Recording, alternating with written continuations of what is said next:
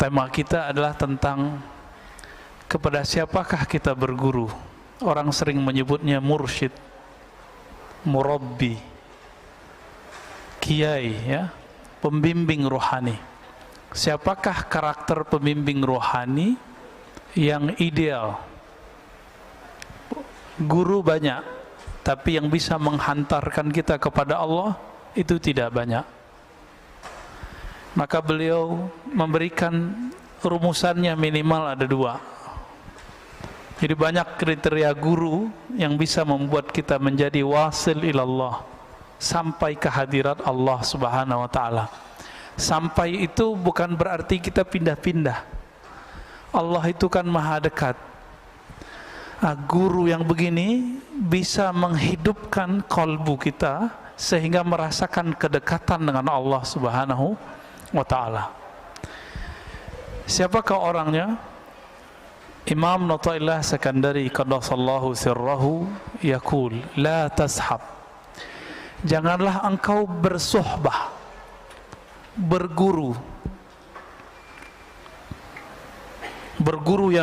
yang betul-betul dijadikan sebagai panutan lahir dan batin kita. Man la yunhiduka haluh, siapa yang hal itu kondisinya baik zahir ataupun batinnya, perubahan-perubahan pada si guru ini, la yunhiduka, tidak membuat ruhanimu bangkit. Jadi ama guru yang begini bersama beliau, membersamainya beberapa saat membuat kita kemudian bangkit dari kemalasan kita beribadah kepada Allah subhanahu wa ta'ala. Itu yang pertama. Dan yang kedua, wala yadulluka 'ala Allahi maqaluh. Mursyid itu level syarat keduanya adalah maqalnya, kalam-kalamnya, baik kalam lahirnya ataupun kalam batinnya, yadulluka 'ala Allah, menunjukkan kamu jalan kepada Allah. Maka yang tidak masuk kepada kedua kategori ini cukup dijadikan sebagai penceramah aja. Oh, itu ustadz pengajar di masjid saya, tapi bukan dijadikan sebagai panutan lahir batin. Jadi man huwal mursyid al-kamil, siapakah mursyid yang ideal? Pertama, halnya dia membuat kita bangkit. Yang kedua, makalnya, kalamnya dia membuat kita teringat, terarah kepada Allah subhanahu wa ta'ala. Sekarang orang mencari mursyid, mencari guru, tapi dihadapi 2 hal ini. Yang pertama, orang yang baru hijrah. Apa yang didapat? Oh, yang penting ustadznya ngomong Quran Sunnah. Belum tentu semua orang yang mengutip Quran dan Sunnah kalamnya itu membangkitkan isi kalbu dan menunjukkan kepada Allah. Belum tentu. Siapa tahu dia bersembunyi dengan dalil-dalil itu dalam keegoannya. Bisa jadi dia bersembunyi dengan kalam-kalam mulia Al-Quran dan Sunnah untuk membenarkan pendapat pribadi dan kelompoknya. Orang ini belum masuk.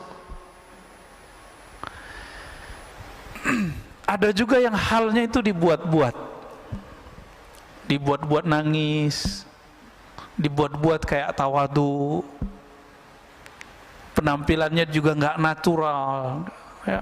Dibuat-buat seakan-akan dia seorang syekh, jadi badut. Banyak sekarang mursyid badut, syekh yang bawa thariqat sufi kah, majelis zikir kah, majelis salawat, tapi kayak jadi badut. Apa maksudnya? Badut itu gimana, Pak? Itu asli muka dia nggak begitu? Enggak. Sama, dia memerankan aja. Nanti kalau dilepas hilang. Maka jangan berguru karena penampilan seseorang.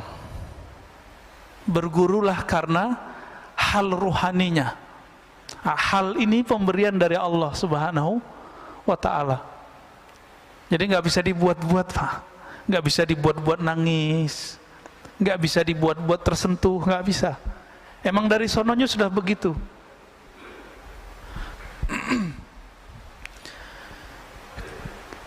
Ciri kedua tadi apa? Kalamnya menunjukkan jalan kepada Allah.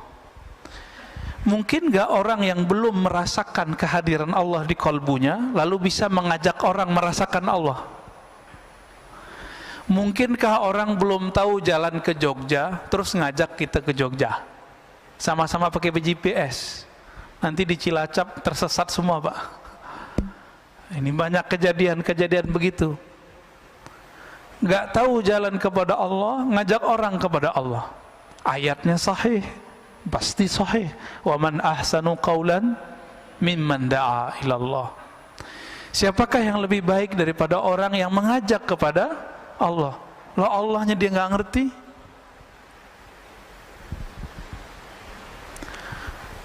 Maka ada tipe sekarang yang kedua, orang-orang mencari, kalau tadi yang penting ada Quran sunnahnya, yang kedua yang penting ada zikirnya. Tidak semua guru yang mengajarkan zikir itu mengajak kepada al-mazkur. Al-mazkur itu yang diingat. Siapa yang diingat? Allah. Ada yang ngajaknya biar sakti. Jadi hati-hati, Pak. Belajar ilmu kerohanian harus jelas sanadnya. Kalau enggak nanti diajak kita belajar ilmu kesaktian, ilmu kanuragan. Jadi enggak zikir jadinya. Nih baca ini biar kamu enggak tembus sama orang. Baca ini biar kamu enggak kelihatan sama orang. Baca ini biar jualannya laku.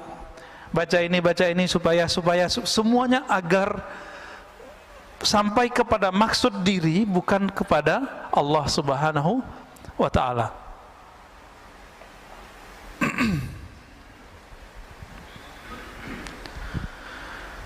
Karena banyak hari ini seperti itu, maka hati-hati saja dalam berguru, ya.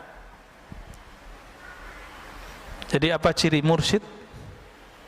Pertama, halnya membuat kita bangkit. Yang kedua, kalamnya mengarahkan kita kepada Allah Subhanahu wa ta'ala.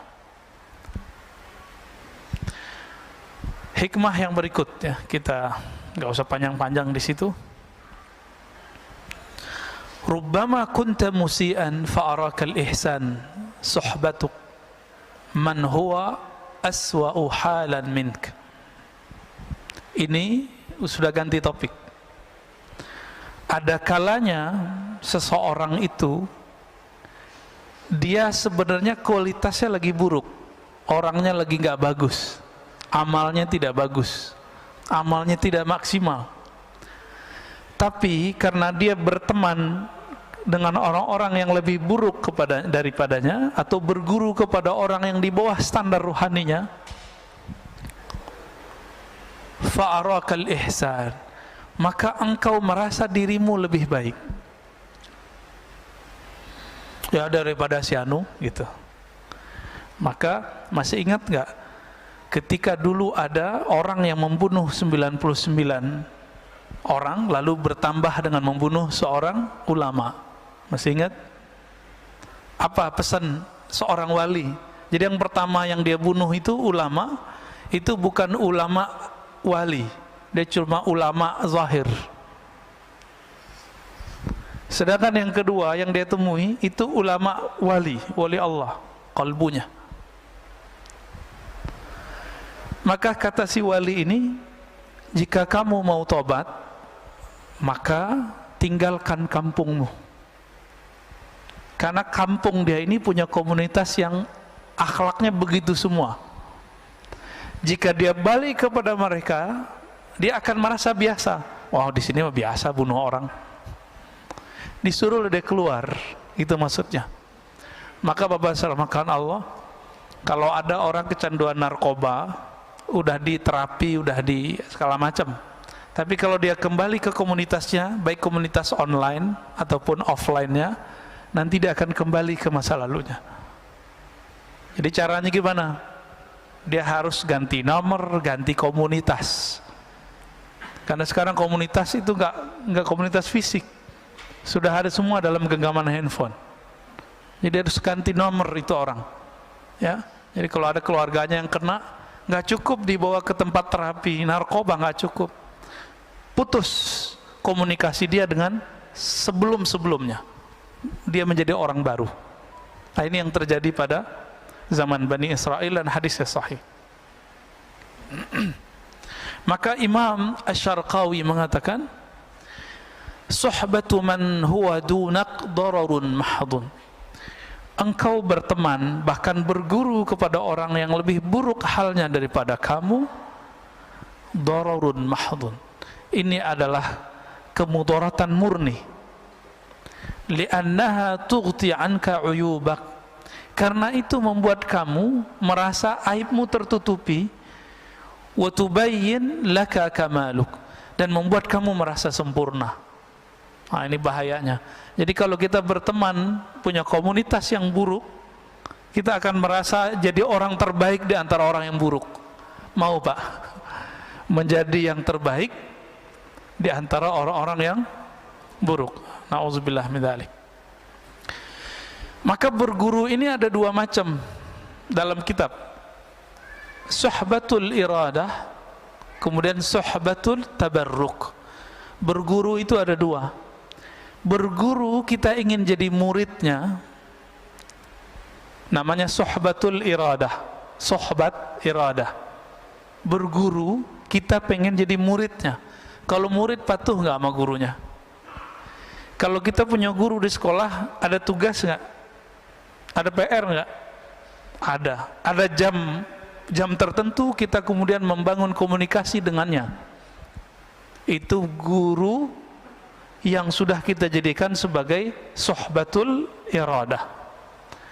Iradah orangnya disebut murid. Apa arti murid? Murid bahasa Indonesia apa bahasa Arab, Pak? Bahasa Indonesia ya? Bukan. Murid itu bahasa Arab. Murid itu dari kitab-kitab tasawuf. Makanya aneh orang-orang hari ini, dia punya sekolah disebut murid-muridku, tapi dia membid'ahkan tasawuf, Pak.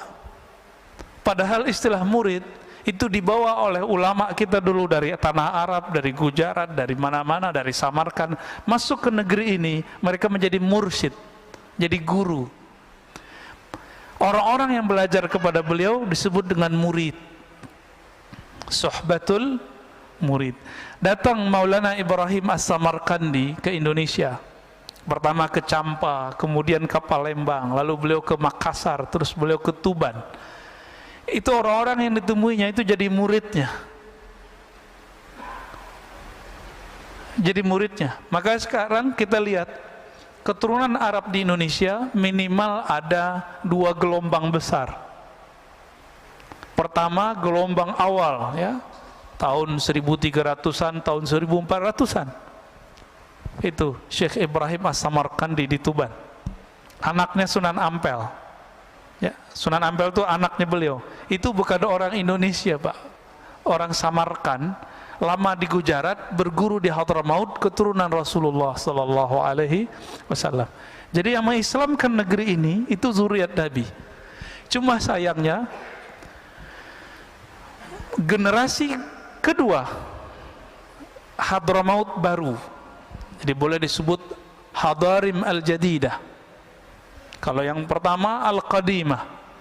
Yang pertama ini nasabnya dipelihara oleh orang-orang pesantren. Maka orang-orang pesantren itu yang tua, itu aslinya mereka zuriat Rasulullah sallallahu alaihi wasallam. Gelar Gus itu ganti dari Sayyid, Pak. Maka nggak boleh sembarangan gus-gusan, ya, gawagis, gus, ntar jadi gugus, guguk, ya, hati-hati. Itu gelar kalau kita bukan anak kiai jangan pakai deh. Itu sama kayak Raden, sama kayak Andi kalau di Makassar, ya, mirip-mirip itu. Jadi kalau bukan keturunan itu jangan dipakai. Oh, orang manggil kita Gus, bilang saya bukan anak kiai. Oh, ilmu saya lebih tinggi dari anak kiai, itu urusan lain. Itu urusan lain, ya. Keturunan beliau-beliau inilah yang kemudian sampai ke pendiri Nahdlatul Ulama Hadratus Syekh Hashim Asy'ari. Walaupun saya bukan orang yang hidup di komunitas itu, tapi ayah saya bilang, nama kamu dulu diambil dari nama beliau, maka nama saya belakangnya ada Hashimnya, ya. Alhamdulillah.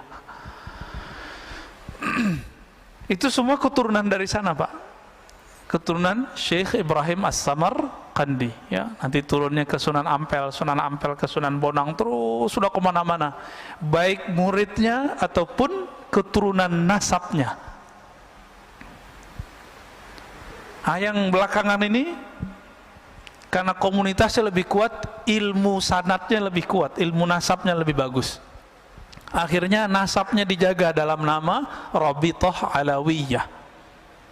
Jadi kalau orang Rabithah Alawiyah ini ngerti, dia pasti tidak akan pernah mengingkari yang sebelumnya. Cuma dia akan ngomong, kami nggak bisa mengetahui nasabnya secara detail. Gitu aja ngomongnya. Jangan ingkar, Pak, kualat nanti. Karena belum ada apa-apa, mereka sudah dahuluan generasi pertama, ya. Jadi beliau-beliau itu semuanya adalah mursyid, guru spiritual yang membimbing murid-muridnya wusul kepada Allah, sampai kepada Allah Subhanahu wa ta'ala. Syekh Ibrahim membimbing Sunan Ampel, Sunan Ampel membimbing Sunan Bonang, Sunan Bonang bimbing Sunan Kalijaga. Cuma kan kalau cerita-cerita yang ada kan ceritanya agak aneh-aneh tentang Sunan Kalijaga ini, ya. Bercampur antara mitologi dengan fakta sejarahnya. Yang pasti mereka ada. Maka sungguh aneh kalau ada orang yang menolak keberadaan mereka. Ini nggak ngerti sejarah, udah nggak ngerti istilah, ingkar lagi, ya. Benarlah kata imam-imam kita terdahulu, apa kata mereka? Al-mar'u aduun ala ma jahil. Orang akan memusuhi apa yang dia tidak tahu. Benar, Pak, ya? Maka semakin banyak orang mengerti, semakin sedikit ingkarnya. Jadi Bapak ini, di antara jamaah ini kalau banyak ingkarnya, berarti banyak jahilnya. Pengurus banyak ingkarnya, banyak jahilnya. Itu di mana-mana tuh begitu, ya. Main komentar aja, dikit-dikit komentar lagi, ya. Itu tanda kasratul jahil. Banyak jahilnya daripada banyak bijaknya. Orang bijak itu bicara kalau penting, nggak penting nggak usah bicara. Yang kedua, suhbatut tabarruk, berguru tapi ngambil berkah aja. Ini yang Bapak lakukan setiap pagi, setiap malam di sini. Ada penceramah, ngambil berkah ilmunya. Mana yang lebih tinggi? Cuma sekedar ngambil berkah atau suhbatul iradah? Kalau suhbatut tabarruk, ngambil berkah, ya sekedar berkah aja, Pak. Setiap kali Bapak Ibu, ikhwan akhwat fillah, duduk di sini, malaikat mengatakan Allahumma sholli alaih. Jadi Bapak duduk nih, itu malaikat dari tadi sampai nanti setelah kita selesai ngaji, itu berdoa, ya Allah beri dia rahmat, beri dia rahmat. Itu kalau duduk doang. Kalau ngaji gimana? Tambah lagi malaikatnya. Dan malaikat khusus, ada malaikat khusus mencari orang yang talabul ilm. Itu sayapnya dibuka. Untung nggak lihat, kalau lihat bisa pingsan semua, ya, bisa-bisa lari, Pak. Karena sahabat Nabi ada yang dibukakan sesekali ke mereka, yang lari bukan beliau. Dia lagi naro onta, terus baca Quran di bawah pohon. Lagi baca Quran, malaikat turun, ditandai dengan awan. Awan turun, mendekat, dia nggak cuma beberapa di atas dia. Itu si onta ngapain? Gelisah-gelisah lari, Pak. Besok dia datang kepada Rasulullah dan dia katakan, wahai Rasulullah, ketika aku baca Quran di padang pasir, lalu ada satu pohon dan aku baca Quran di bawahnya, ada awan turun. Awan apakah itu? Apa kata Nabi? Itu malaikat rahmat. Malaikat yang sayang kepada orang yang membaca Quran, orang yang zikir, apalagi yang taklim. Yang taklim mereka lebih demen, Pak. Jadi malaikat itu lebih respect sama orang yang ngaji daripada orang yang zikir. Lebih senang sama orang zikir daripada orang yang tidur. Bapak tidur aja di masjid depan rahmat. Ya. Jadi duduk begini ini ngorok tiba-tiba. Nah, itu kan ada yang ngorok tuh ya. Itu langsung dirahmati oleh Allah dengan doa malaikat. Apalagi kalau suhbatut tabarruk, mengambil tabarruk. Jadi nanti kalau syuruk jangan sholat dulu, karena sholat itu manfaatnya cuma sendiri. Ini kan kajian ada nih tiap pagi. Jangan sok soleh pak, jangan sok alim. Ya, wah ada syuruk nih, ngambil berkah dulu. Hadis sholat syuruk itu tidak sahih. Dia cuma sampai hasan li ghairihi. Sedangkan hadis mengenai mendengarkan kalam, mendengarkan tabarruk dalam berguru, ngambil ilmu, ngaji, itu hadisnya sahih, ayatnya sangat jelas. Paham di situ? Jangan berulang-ulang lagi kita ingetin pak ya. Kecuali bapak mau jalan, ya. Saya mau jalan dalam hati ngomong, minta izin kepada Rasulullah, Allahumma sholli ala Muhammad, kita jalan. Jangan berdiri-berdiri aja, ya itu mengganggu. Malaikat juga bingung pak ngeliat, loh ini majelis lebih mulia, kenapa dia pergi? Itu yang terjadi. Cuma kan kita nggak diperlihatkan oleh Allah. Coba apa dilihatin oleh Allah.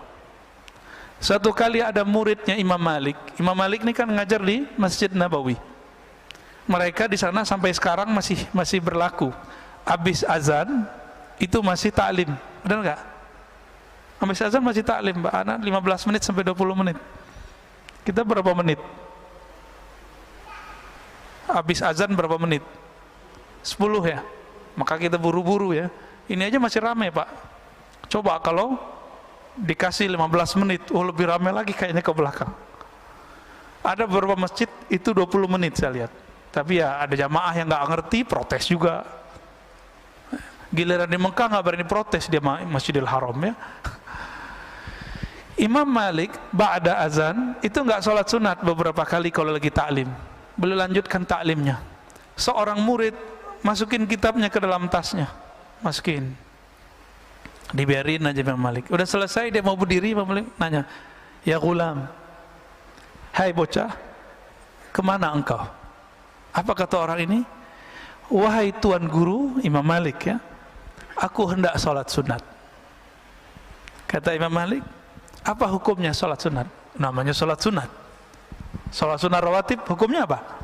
Sunat. Ditanya lagi, kalau ngaji hukumnya apa? Bingung dia pak. Oh kalau ngaji wajib, yaudah kamu duduk. Lebih utama ngaji sesaat kita mendengarkan orang berkalam. Walaupun kalamnya nggak benar-benar amat pak, tapi karena niat yang tulus itu Allah angkat. Yarfa'illahu allazina amanu minkum walladzina utul ilma darajat. Orang yang diberikan ilmu, diberikan iman, Allah angkat darajat. Bukan satu derajat, darajat. Darajat itu bahasa Arab disebut sebagai jamak plural, derjat, derjat, derjat. Kita nggak tahu seberapa banyak derjatnya.